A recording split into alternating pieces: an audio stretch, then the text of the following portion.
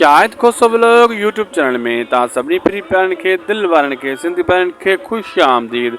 दोस्तों अॼु वॾी अपडेट आंदी आहे पंहिंजावे ड्रामे जी ज़बरदस्त अपडेट। आख़िर इन ड्रामे खे हिते वाइंड अप कयो वियो आहे, बैन कयो वियो आहे। छा मसइलो आहे ऐं रियासत ड्रामो कॾहिं ईंदो? ज़बरदस्त अपडेट तव्हांखे ॾींदासीं नंढड़े वीडियो में। हिनखे आख़िर ताईं ॾिसंदा थी सघे असांजे यूट्यूब चैनल शाहिद खोसो व्लॉग खे ज़रूरु सब्सक्राइब लाइक शेयर कंदा। दोस्तों ड्रामो वाइंड अप नाहे कयो वियो, हिते वाइंड अप थियणो हुयो, ख़तमु थियणो हो 98 ते। बहरहाल उहा किस्त कोन ॾिनऊं, कैंसिल करे छॾियऊं।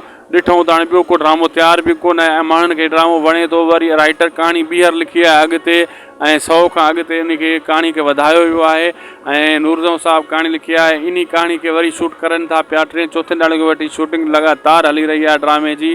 अॻिते ड्रामे खे वधायो वियो आहे, न त ड्रामे जी कहाणी ख़तमु थी चुकी हुई।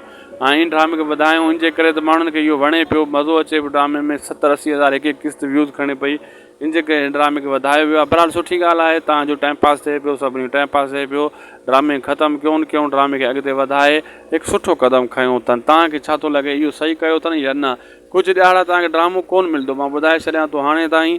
कुझु ॾियारा तव्हांखे ड्रामो कोन मिलंदो। कुझु ॾियारनि खां बाद जीअं ड्रामे जो इहो पहिरियों 5 स्पेल फाइनल थी वेंदो, पोइ इन खे ॿीहर हलायो वेंदो।